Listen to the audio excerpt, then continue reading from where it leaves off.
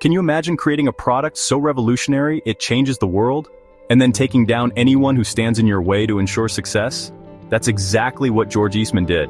In this video, we'll dive into his cutthroat tactics, the ruthless deals, and the moral compromises that turned Kodak into an empire. Stick around to discover the dark side of a man who built a fortune and crushed anything in his path. George Eastman's journey to becoming one of the wealthiest men in the world wasn't one of privilege. Born in 1854 in Waterville, New York, George's early life was marked by hardship and struggle.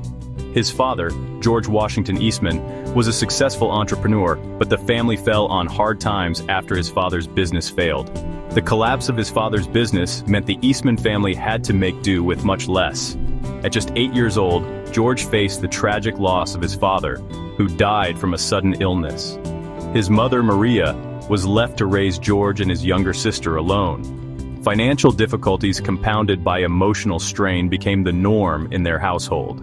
Without a father figure and with limited resources, George's path was far from easy. He attended public school, where he excelled academically, but the financial strain meant that he had to abandon his studies at the age of 14 to help support his mother. Eastman took a job at a local insurance company as a clerk, earning a modest income.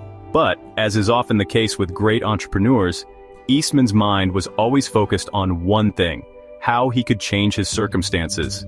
At the time, photography was a highly technical field, something only the wealthiest could afford. Photographers were seen as professionals who specialized in taking and developing photos, and the process was complicated and costly. Photography required bulky equipment, expensive chemicals, and a lengthy development process. The idea of someone capturing their own moments, easily and affordably, was a distant dream. But George Eastman wasn't one to sit idly by while dreaming. He wanted more. He was captivated by photography's potential, but was frustrated by its complexity. Eastman knew that if photography were to reach the masses, it had to become simpler and more affordable.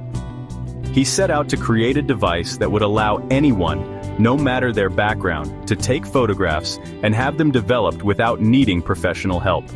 This would be the beginning of Kodak, though at that point, Eastman had no idea how monumental this idea would be.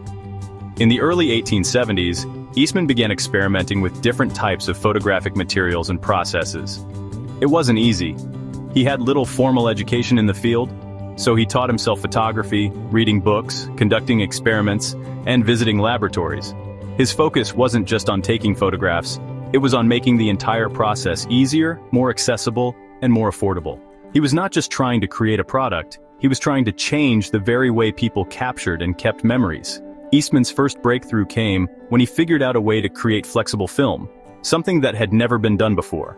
Prior to Eastman's innovation, photographic film was rigid and difficult to work with, making it cumbersome for everyday use.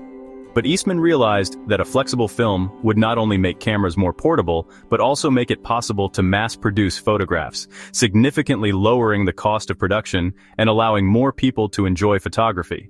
However, developing this idea into a marketable product would take time, effort, and money, resources that Eastman didn't have much of. But George Eastman wasn't one to give up. Determined, he sold his life insurance policy, borrowed money from friends, and invested everything he had into his fledgling company. In 1880, he founded the Eastman Dry Plate Company, focusing on producing photographic plates for professionals. While the company wasn't an instant success, Eastman's obsession with the photographic process pushed him forward. His relentless experimentation paid off when he came up with a dry plate that could be stored and developed later, making it even more accessible to amateurs. In just a few years, Eastman had a breakthrough that would set him apart from anyone in the industry. But it wasn't just his inventions. There was something else about Eastman that would propel him forward. What Eastman did next would not only change the face of photography forever, it would also set him on a path to building a ruthless business empire. But at what cost? Stay tuned to see the shocking decisions Eastman made as he transitioned from a struggling inventor to the man who would dominate the photography industry.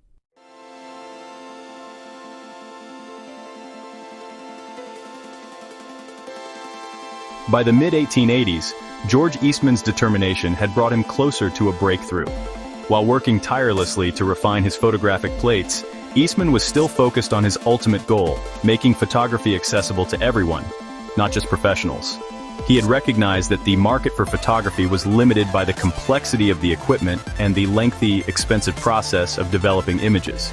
If he wanted to make his mark, he had to simplify everything, creating a product so user-friendly that even the average person with no prior experience could use it. In 1888, Eastman's persistence finally paid off. After years of experimentation and hard work, he introduced the Kodak camera, a revolutionary invention that would change the course of history. The Kodak camera was a small, portable, and easy-to-use device, capable of taking 100 pictures without the need for complex technical knowledge. The most groundbreaking aspect of the camera was its simplicity. Users didn't need to worry about developing the film themselves. Instead, they simply took the camera to a Kodak processing facility, where their film would be developed, printed, and sent back, ready for them to view. The slogan that Eastman adopted for the Kodak camera, "You press the button, we do the rest," was brilliant in its simplicity. It captured the essence of what the camera was all about, making photography accessible, easy, and effortless. The Kodak camera was a game changer, but it was more than just a new product. It was the beginning of a revolution. For the first time in history, people could capture memories without relying on professional photographers. And just like that, Eastman had democratized photography. But creating a revolutionary product was only the beginning. Eastman knew that success didn't just come from innovation, it came from building an empire. To dominate the market, he would need to ensure that Kodak was the only name people thought of when they thought about photography. So Eastman did what few others could do. He became a master at marketing. Eastman's strategy was aggressive, but it was brilliant. Instead of simply selling the cameras, he created a business model that required people to keep coming back to Kodak. Once a customer bought a Kodak camera, they had to send the film to Kodak to have it developed. But Kodak didn't just offer a one-time service. They made the developing process an essential part of the customer's experience. The film had to be processed at Kodak's own facilities, ensuring that the company retained full control over the photographic process from start to finish. Eastman's marketing genius didn't stop there. He recognized the importance of the Kodak brand and made sure it became synonymous with photography. He strategically placed Kodak advertisements in newspapers and magazines, highlighting the ease and convenience of the camera. By making the process of photography feel effortless and fun, Eastman convinced the public that Kodak was the only brand that truly understood what they needed. But behind the brilliance of Kodak's success was a dark undercurrent: Eastman's aggressive tactics to eliminate competition. Kodak's dominance in the market wasn't just the result of innovation, it was the result of Eastman's ability to control the entire photography ecosystem. Anyone who tried to compete with Kodak faced fierce legal battles. Eastman had an army of lawyers ready to file patents on every possible photographic process, ensuring that Kodak held the intellectual property rights to nearly every aspect of photography. He didn't just want to lead the market, he wanted to own it. But as Kodak began to grow, Eastman's ruthless strategies didn't stop at crushing competitors. They extended to his employees and even his business partners. Soon, Eastman would make decisions that would leave a trail of broken relationships and bitter enemies. But would his aggressive tactics ultimately lead to his downfall, or would they secure his place in history as a true business titan? Stay tuned, because the story of Kodak's rise is about to get even darker.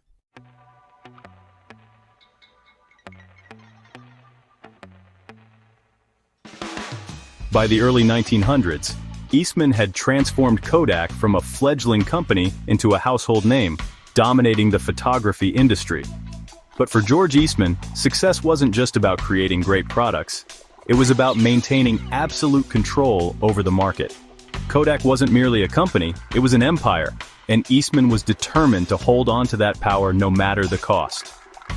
While many viewed him as an innovator, there was a darker side to his methods that allowed Kodak to maintain its dominance. One of Eastman's most cunning moves was the way he controlled both the production and the distribution of photographic supplies. He understood that if Kodak could corner every aspect of the photographic process, from the cameras to the film to the developing and printing, they could monopolize the market. To achieve this, he didn't just rely on innovation, he used sheer market force to crush competitors and eliminate any potential threats. The most notable of Eastman's ruthless tactics came through his use of patents. Eastman quickly amassed an extensive portfolio of patents covering every conceivable aspect of photography, from the film itself to the machines used for development. This gave Kodak the ability to control the entire process and block competitors from entering the market. If another company tried to introduce a new photographic product, Kodak would use its patents to shut them down. Eastman was known to pursue aggressive legal action against any company that dared to infringe on Kodak's intellectual property. But Eastman didn't stop at controlling patents. He also took advantage of the sheer size and scale of Kodak to drive smaller competitors out of business. Kodak's production capabilities were unmatched, allowing it to mass-produce cameras and film at a level that few could compete with. As Kodak dropped the prices of its products, smaller companies were forced out of the market. It was a classic case of predatory pricing, a strategy where a company deliberately lowers prices to a point where its competitors can no longer stay afloat. Eastman knew that once his competitors were gone, Kodak could raise prices again without fear of losing market share. Kodak's dominance wasn't limited to the US. Eastman had a global vision. He expanded Kodak's reach into international markets, making sure the company had a presence in Europe, Asia, and Latin America. Kodak's name became synonymous with photography worldwide, and Eastman made sure that Kodak controlled not only the manufacturing of cameras and film, but also the distribution networks. He wanted to be the one-stop shop for anyone who wanted to take a picture. Yet, despite Kodak's overwhelming dominance, Eastman was a controversial figure in the business world. While his competitors were struggling to stay afloat, Kodak was raking in massive profits. But there was a cost to this success. Eastman's tactics made him deeply unpopular with many of his business associates. His aggressive nature and constant drive for control led to a number of strained relationships with investors and partners. Eastman's business philosophy was simple. It's not enough to lead the market. You must eliminate anyone who could challenge you. And this mentality extended beyond just competitors. Even Kodak's employees were at the mercy of Eastman's demands. He wasn't known for his kindness. Rather, Eastman was a perfectionist who expected nothing less than complete loyalty from his team. Workers at Kodak faced long hours, high pressure, and little room for error. His approach created a company culture that valued results over everything else. If you succeeded, you were rewarded. But if you failed, you were quickly replaced. But as Kodak's power grew, so did the cracks in Eastman's empire. His obsessive need for control would soon come into conflict with the rapidly changing world around him. The very methods that had made him rich and powerful were starting to show signs of failure. What would Eastman do when new technology began to challenge Kodak's dominance? Would he adapt, or would his unwillingness to change be his downfall?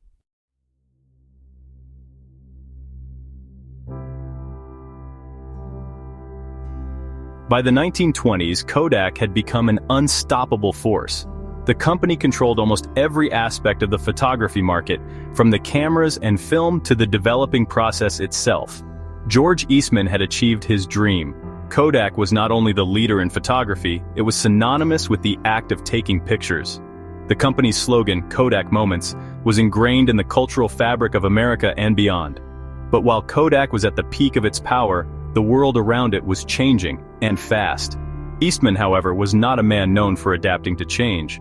His success had been built on a single vision: photography through film. As the world entered the 1930s, however, photography was on the cusp of another revolution, one that would threaten Kodak's monopoly and Eastman's vision. In the early years of the 20th century, new technologies in photography began to emerge. The world was slowly moving from film-based photography to a new type of photography: color photography. This breakthrough was just the beginning.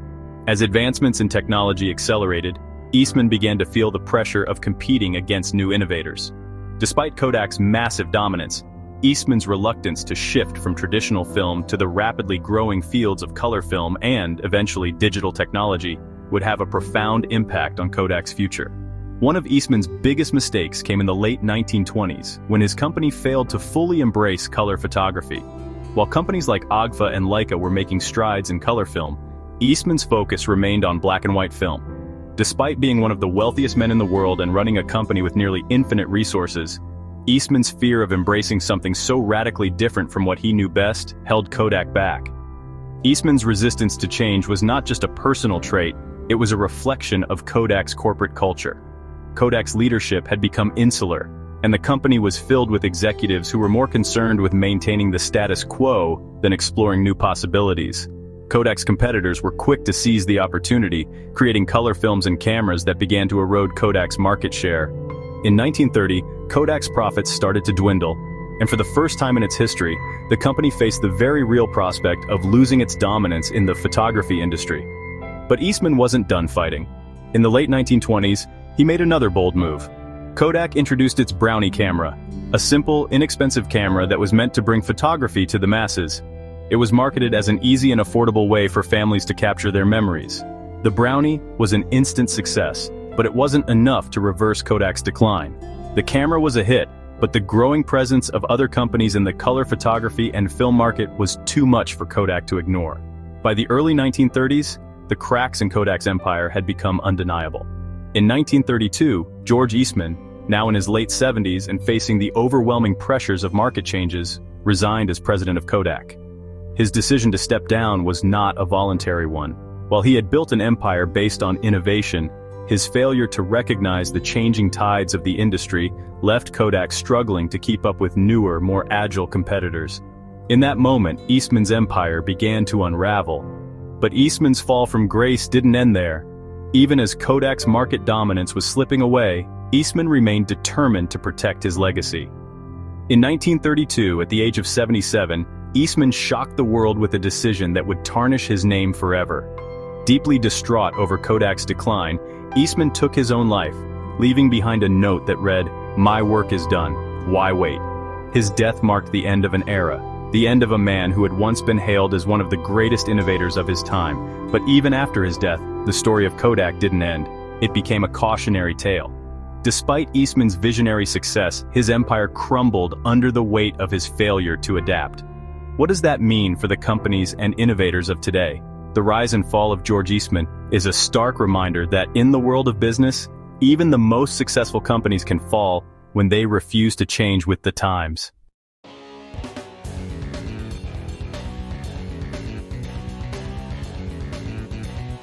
George Eastman's rise to power and his empire building through Kodak left a deep mark on the world, both in terms of innovation and controversy. While he revolutionized the way people captured moments, he did so by using methods that were ruthless and unforgiving. His legacy is one of innovation, but also of exploitation, manipulation, and ultimately, a cautionary tale for those who believe that wealth and power can solve all problems. So was George Eastman a visionary innovator or a heartless exploiter? The answer depends on how you look at it, because the story of Kodak is as much about what Eastman built as it is about what he left behind. If you found Eastman's story as fascinating as I did, make sure to like, subscribe, and turn on notifications so you never miss another deep dive into the entrepreneurs who shaped the world. Let me know in the comments. Do you think Eastman was a true innovator, or did his ruthlessness lead to his downfall?